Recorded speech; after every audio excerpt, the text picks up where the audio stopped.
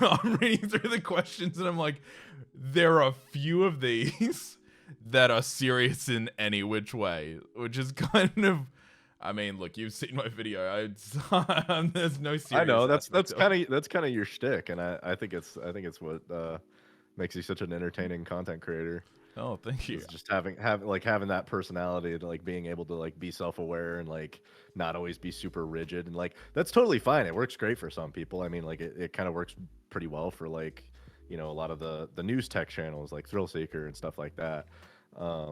But I think that there's always room. Like, I mean, VR is such a small space, relatively speaking, that there's always room for new types of content creators and stuff like that. So it's a refreshing change of pace to see sort of that like stand-up style, like walking around the room with a microphone in your hand. Reminds me of oh fuck, what is it, General Sam, is that it?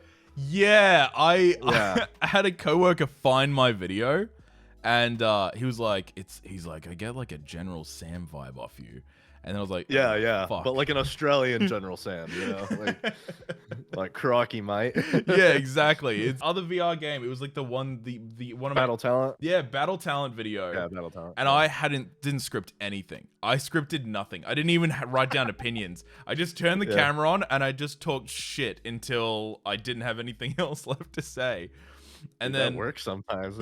Dude, and then I tried to script a video and I was like, I spent twice as long and I don't feel like the product was as good. So I was just like, I guess I just cut around me being a fuckhead until the content's good. Like, I'll just like do the zooms and everything like that, and it'll be good at some point, I guess. Do the meme editing, yeah, exactly. And like I fucking love that style. It's so good, man. First game that I've worked with a team like officially on. They were just contracting me to make like TikTok videos for them. At some point they were like, you know, the publisher reached out to me and was like, you know, we've got a bunch of other games in the pipeline, and you know, you really killed it on the social media side of things. Like, do you want to do it for them too? And I was like, oh fuck yeah, like that would be fucking sick. At the time I was making like 60 TikToks in a month just for the one game. So scales up as you the brain rot from that would have been immense. It was a grind, man. it was honestly a grind, like I'm not gonna lie. So then I just made a company and they've basically contracted everything out through my company. But I don't really consider it like a client. Like, I feel like we're partners because like we've built the game and I've been working with them for so long.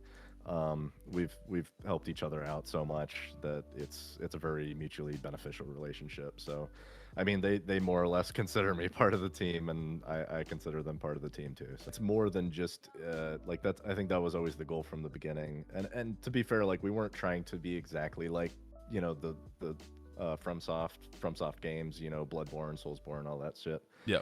We weren't trying to like, you know, rip it off entirely, but that was like the huge inspiration for the lore master and like coming up with this story and creating this universe. So it's more than just the game and the mechanics. It's the atmosphere, it's the lore, it's the story that it tells, it's how you get to interact with the NPCs and learn their backstories. And like, I don't know, some people have picked up on it, but like there's a lot of like, you talk to these characters and there's a lot of references to like things that have happened in the past that they don't quite elaborate on at first. And then, you know, as future iterations of the game come out, we release chapter 2 and chapter 3 and you know, keep progressing on that, you'll learn more about these characters as you interact with them and their dialogue and realize that they have backstories. So like, I guess semi spoiler, semi not spoiler, the exiled mage, I won't say specifically what, but like he makes a reference to, he's like kind of says something along the lines, I'm paraphrasing, you know, I did some pretty terrible things in my past, and this is my way of kind of making up for it. But you'll learn more about, you know, his past and exactly what he did and why he's there later on. So it's way more than just trying to build a game that has compelling or gameplay loop. as you said it. Oh yeah. It's about building an actual tangible world where you drop in VR and you literally forget that you're playing a game. Please don't nerf the blacksmith's hammer, because I've ran the blacksmith's hammer since day one, and it's the best thing in the fucking world. People absolutely love that hammer, man.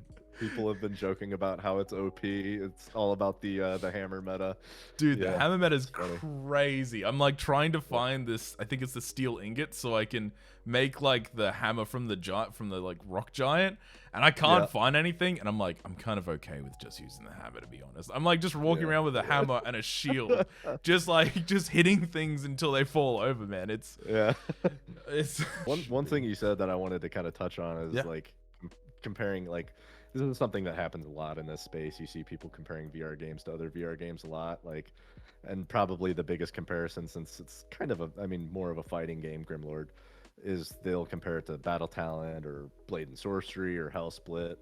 And we've always said since day one, because people always accuse us of like trying to rip off other games, we're not trying to be any of those games. We're not trying to, in fact, we love those games and we play those games all the freaking time. Like, the CEO, like, Blade and Sorcery is literally one of his favorite games on VR, period. So we're not trying to be like anyone, we're not trying to rip anyone off, we're not trying to copy anyone. And like, honestly, it's somewhat of a compliment when you compare us to those games, because like, they're freaking legends in the space. Everybody knows those games and plays them. So it's not about like and it's also kind of comparing apples to oranges. Like, Blade and Sorcery is a kind of more of a like sandboxy combat simulator.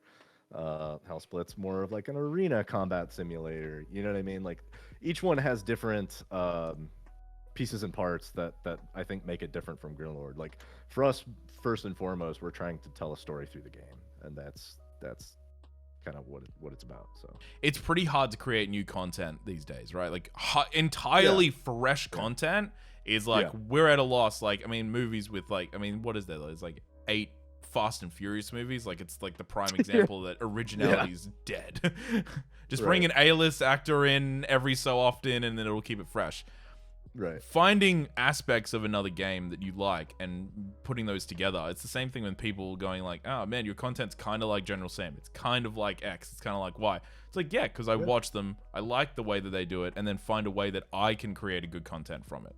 And I mean, I don't think it's fair when people compare to games, especially because I think the same people that say that don't actually understand like how long it takes to make a good game. Shipment is oh my god, nightmare, Shipment is still.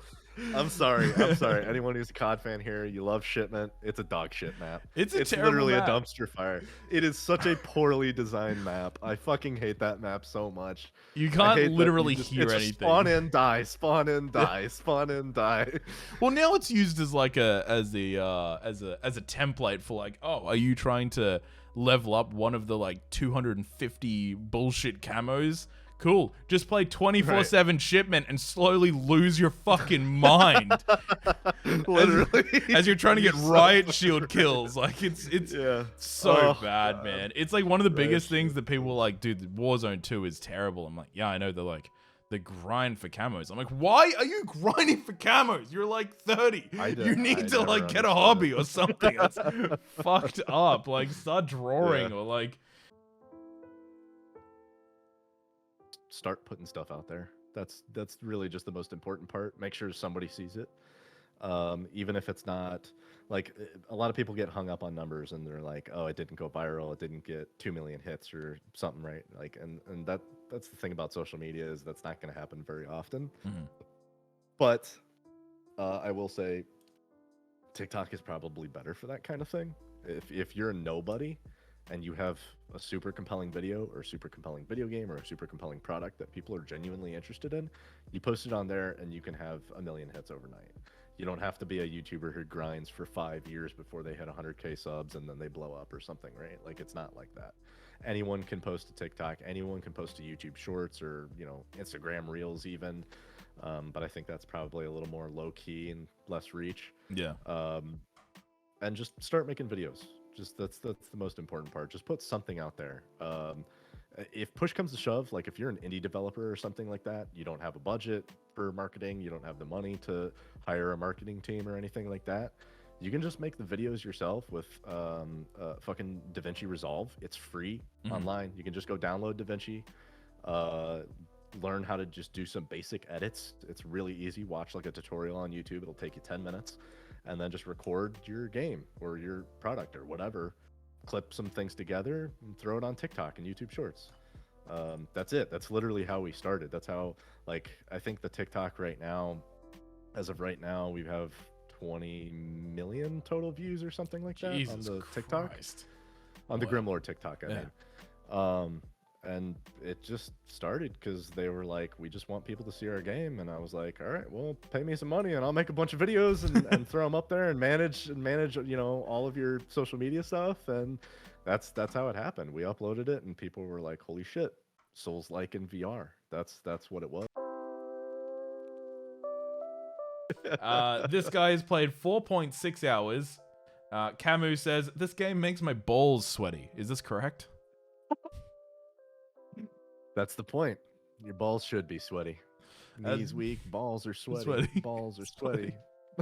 Mom spaghetti. I did have to change my underwear twice in one day playing this game. I will admit that. Crusader Toast has played 6.1 hours. Had 8,000 souls. Fell through a crack in the floorboards. Died. Souls spawned out of existence.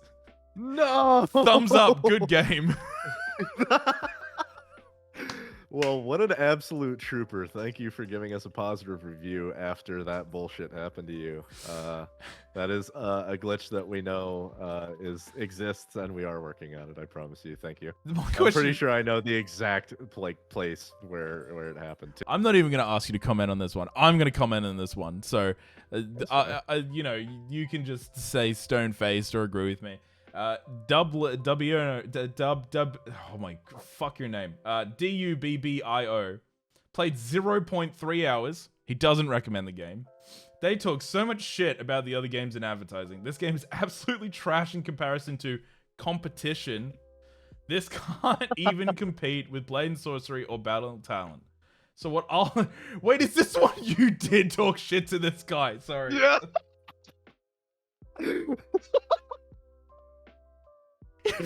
Yeah, I absolutely talked shit to that one. Oh man, I mean it was hard not to. I mean he was asking for it. You know what I mean? Dude, did you see the comments after that? No, it was just 10 people agreeing with you. It's amazing, dude. I gotta go, but I don't know. For sure, talk shit at another point in time. Absolutely, man. I look forward to it. This was great. Thanks so much for having me on, dude. Honestly, absolute pleasure. I'll talk to you later. All right, take care, brother. Bye.